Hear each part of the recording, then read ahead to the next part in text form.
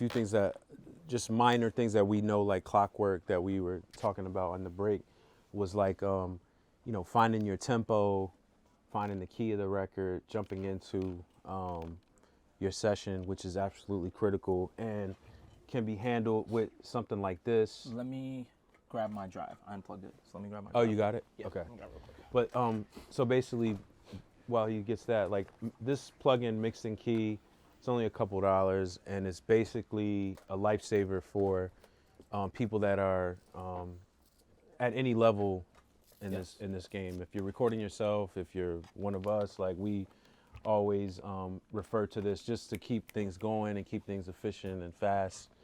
Basically, what happens with mixing key is, and you have to be connected to the internet is the only thing, but you drag a file here, you drag your MP3 or your wave. Let me grab one of Talent's beats. Cool. Let's just go with this one for instance. Yep. So you just drag it right in. Right. So drag it in. There we go. Right. Hold on, let me see something. You can, yeah, you can just. There you go. All right, so you drag it in, give it a couple seconds, and it'll give you your tempo, the key of the record, and these other things you don't have to pay attention to. They're but like it's for DJing. Yeah, so mostly for DJs. But so now you know your tempo is 147. The key of the record is D major, and so now when you open up your session, you have a head start. So let's just open up a raw session. So from here, make a new session. Right. You can do it from whether one of your template, like one of the templates that are stock here, or you can add your own. Normally for me, it's just blank. Leave all this kind of where you're using it. I recommend 48K for the sample rate. Bit depth you can change at any time. I've been doing 32, but we'll stick to 24. Just for a quick 2 seconds of what all that means. Sample rate is the fidelity of the audio. The higher the sample rate, the higher the fidelity of the audio will be, but also the larger the files will be. It's essentially how many samples are being played back in a certain time frame. Bit depth has to do also with the fidelity. The lower the bit depth, the kind of, if you think about like old video game music, it's like 8-bit. Now we work at 24-bit, or I do most of my work at 32. But the bit depth can be changed at any point. The sample rate cannot. So from here, as I had mentioned earlier, for me, it's critical that my sessions are named something that I can easily find them. So when I'm working with an artist and they don't come to me with a track that's like, okay, this track is going to be called Shooting Stars or whatever, what I like to do, that's why I was like, where I get Shooting Stars. So what I like to do is I like to click on my beat, press enter, copy the name of the beat exactly, paste it into here, so that my session is now the exact name of the beat. You can delete this part. This is from mixing key. So then we'll make a new session. I'll just toss it on my drive. So now we have a blank session. Boom. So now, to enter all this info, you go here to this red triangle, double click, and where we at, 147, was it? So boom, now you got your tempo. Shift Command I is your import. The LUV folder, and then templates at the bottom. And then it's the, oh no, you did, oh, you're importing the beat, my fault. The beat, yeah, it's on the desktop, right? Yes. Okay, cool. So you get your beat, double click it. Always convert, never add. Right. Because if you don't do convert, and it says convert now because we switched the sample rate, but if our sample rate was still at 41, it would say copy. Always copy, never add. Because if you do the add, it won't add this beat to the audio files folder of your session. So if we were to delete that off the desktop, then the beat would be missing from our session. So always copy, never add. Right. See, now it shows us the audio files folder. That's where we want to put it. Process. Okay, so now you're at 147. So out the gate, you're already a step ahead, right? So you're already like right in the ballpark. So remember, this is what we talked about earlier. Tab to jump to the transient. We cut, we move it to the grids because every MP3 has that little bit of space in the beginning. So now, So now it's perfectly on point. Perfectly. And So if you want to move something around, we'll do a click boom. track just so you can hear. Yep. You do have the first downbeat, right? When you do that type of thing. Exactly. You see, yes, the first downbeat, yes. Okay. That output, Sub-bus, for mine. So automatically you're like right on. Big Davis, where you at? Something I like to do sometimes if it's something this was a good track, but a lot of times you'll put a beat in mixing key, and because of that little space, it might come up as like 146.98. That's still 147. It's just that little tiny space in the beginning is kind of throwing the software off, and so it's telling you there's no beat that somebody's gonna send you that's gonna be 146.98. It's always gonna be that round number that's the closest. There's a couple producers that do that in Fruity Loops. That man. is true. That is. Let me not say never, but But most it's of not. the time It's not frequent. it's not frequent. Yeah. Another issue is if somebody like, for example, Cardo will send you a beat and it has multiple ideas in the one beat with 2 different BPMs. So it'll throw it off. So you got to be mindful.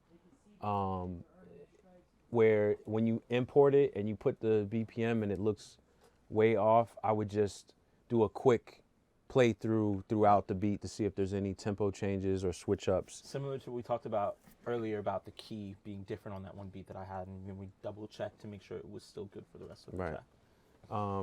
And then you can do manual. I mean, it's kind of annoying, but you could actually select a 4-bar loop, and then let's see, I haven't done this in a while. Command I. Yeah, so like this is already on grid, but you would do Command I, and then do 1, and then 1 to 5, and that's a 4-bar loop, and it'll read what the tempo is at that point, and that's where you get the 147. Right. And then one other thing for here, if you go up to the top, so this right here is called the conductor track. Sometimes you'll see it will be off and it'll say manual tempo. You always want the conductor track to be on.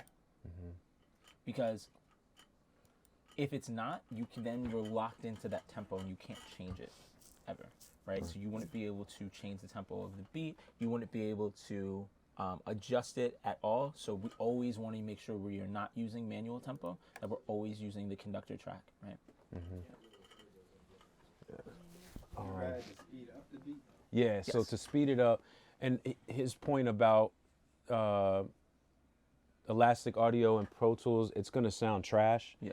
But if you're somebody like Meek, you want a BPM change immediately, and he's always gonna go at least 2 BPMs up majority of the time.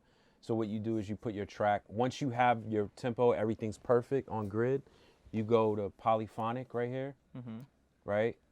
And then the ticks. And then you go to ticks instead of samples, right? And so now, when you go from 147 to 149, everything changes. And it then, sounds a little weird, like you'll hear like the sub will be a little warbly, but it'll at least get you through to where you could get with the producer, or if you're the producer, you go into your DAW like Fruity Loops, make the change there, and swap the audio so it's a higher quality. But just on the fly, you wanna make the change right there in Pro Tools. Make sure that you are here. You open up the comments and you write what the original BPM OG was, BPM, or yeah. you can even do a save as and put it, OG BPM, because you want to make sure that you know what it was, so that if you can't get with that producer and they send you stems, and if you change this to 149, you need to know what it was originally, so that you can match those stems, because you're gonna have to take those stems and speed them up, right? Another tip from me, I don't know if you feel this way as well. This producer is great. They labeled this BPM. I'm still putting it in mixing key to double check, because every so often somebody types in a 4 instead of a 9 by accident, and it says it's 149, but it's actually 147. It's always good to just do that double checking of that due diligence to know exactly. Even if they put the BPM and the key in, the name of the beat, still put it in mixing key, still check, because you want to make sure. It's almost like double checking, I always look at the 9. That's like my quick mark right there, to where it's usually where the drop is. Yeah, in terms of the bars, 4-bar intro. Yeah, that'll only work if you set your beat correctly. If you wanted to check, what actually would be a better strategy is look at the end of the beat. Because, for instance, if I take this off Elastic Audio real quick, right? Revert. And let's say I had this. So now you see it's at 149, right? So up here, it's not as far off. It's like, oh, maybe I just need to trim it. But if I zoom all the way down here, we can clearly see this grid is completely off. Because it's compounding, the difference is compounding over time, so that by the time we got to the end of the song, it's always off. So if you want to check, always check at the end instead of at the beginning. Right. Cool. That was the biggest thing, and that'll actually put you in a really good position, especially nowadays. Yeah, and nowadays with how frequently we use AutoTune, it's imperative. A lot of us are not music theory heads. Like, I'm not a music theory guy. I can't sit at the piano and play a record.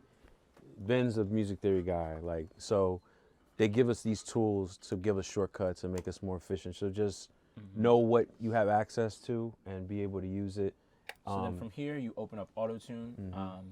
There's two different ways you can go about this. If you have a newer version of AutoTune, there's this plugin that comes with it called AutoKey.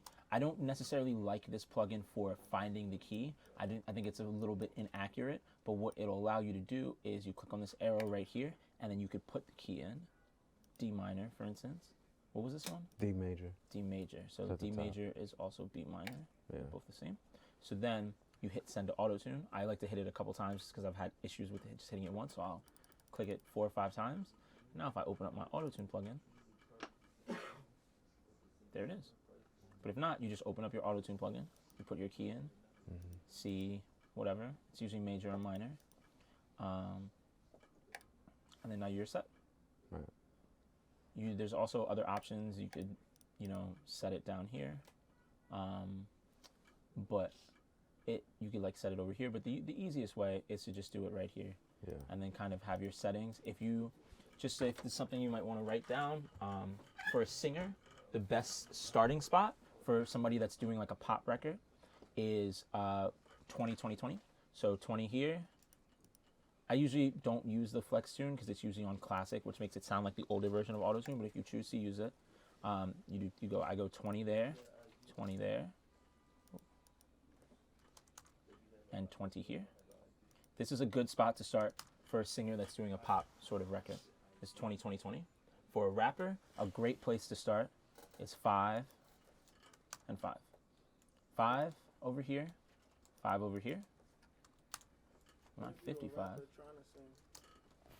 If you're recording yourself, you gotta find what works for you. But a good place to start for kind of like a Uzi style, little baby style rapper is 5 here, 5 here, and then be in classic mode, which will get rid of the flex tune. This will give you that kind of classic, modern rap auto-tune sound compared to the 20-20-20, which will give you more of a pop vocalist singing sort of style. But you have to adjust these things as it's going on. But those are good places to start. And then also this input type is very, very important. It's you're never going to use these 3. You're really just going to use alto and tenor for more male vocals and soprano for female vocals. This is really going to impact the way the auto-tune is performing. I never knew that. I always put it on low male for like rappers and stuff. No, I get much better results from the alto tenor spot. I use low man if it's like a real deep voice. Deeper voice, lower. Yeah, but for the most part, you're getting best results for most voices in either soprano or the alto tenor. Like more like soprano and alto. Yeah, especially more like a female vocal that's kind of higher pitched. Alto or soprano? Soprano. So the way it goes is soprano, alto, tenor, mezzo, bass. That I just wanted to go over that. I thought that was really important to really dig in on the autotune stuff. There are moments that mixed in key is not perfect, so you're gonna have like issues that we talk about all the time where autotune is it's like a handicap to sound like you can sing better, right? It's not gonna make you a perfect pitch singer. So you got to keep that in mind that not everybody is going to be, just because you have autotune, you're not going to be perfectly in pitch or, that's where you get like the warbly because you're not.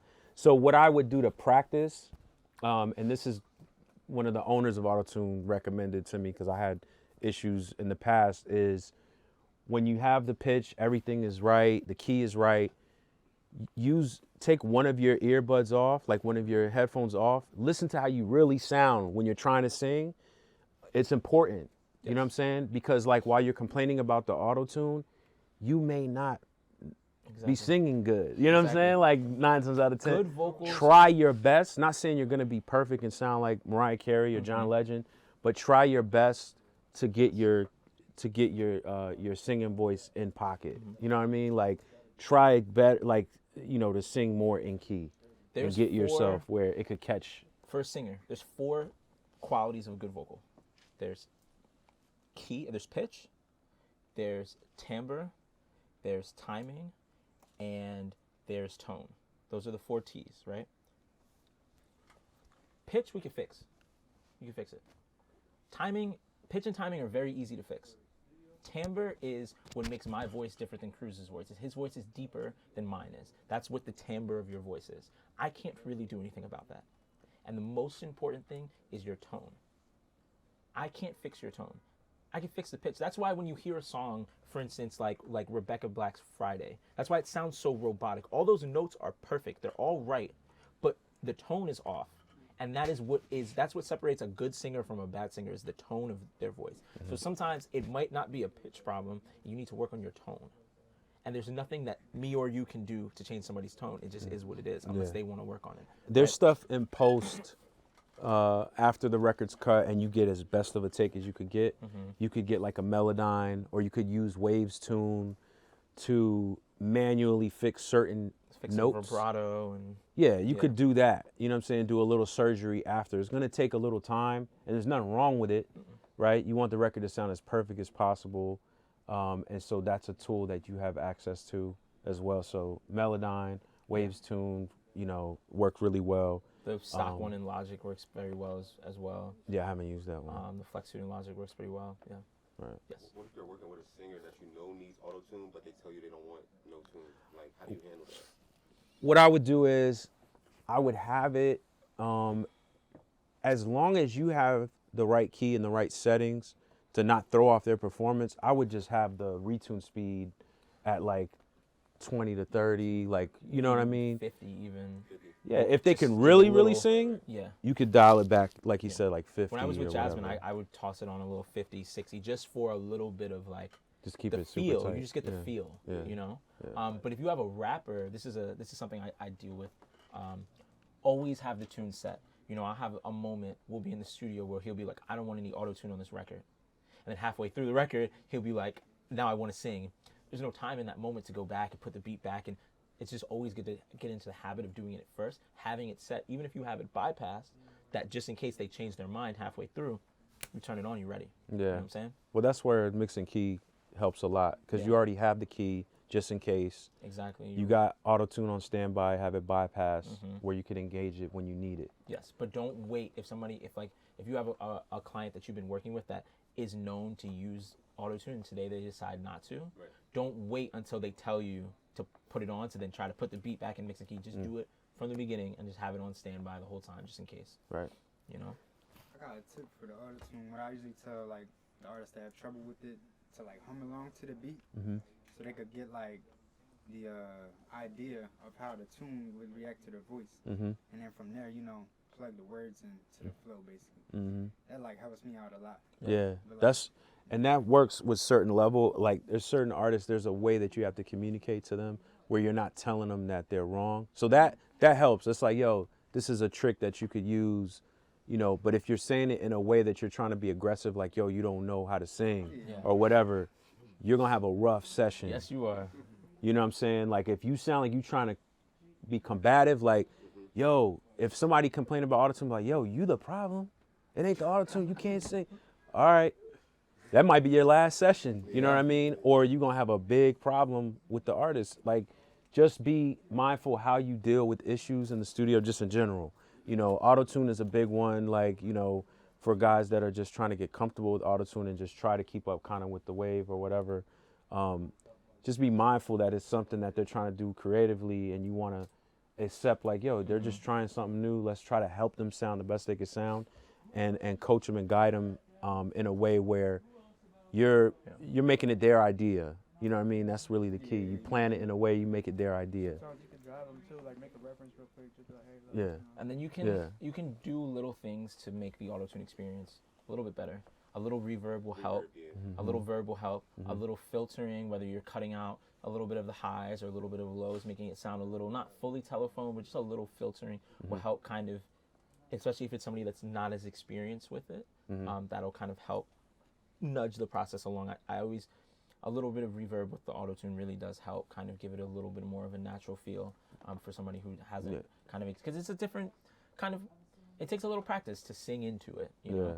It's we call it supersonics. Like when we add like little flavor, you know, it really gives you like a comfort level when you're performing that you sound cool. Like, you know what I mean? Like you sound like you're in a cave or just a whatever, little like you bit. in space and you got the delay going and everything else. It actually enhances your performance. So this is where the templates we give you guys is going to help, because it's going to have some sauce on it already that you could just kind of learn how to use in your way, and adjust it where, you know, you're going to look like a genius in the studio. You know what I'm saying?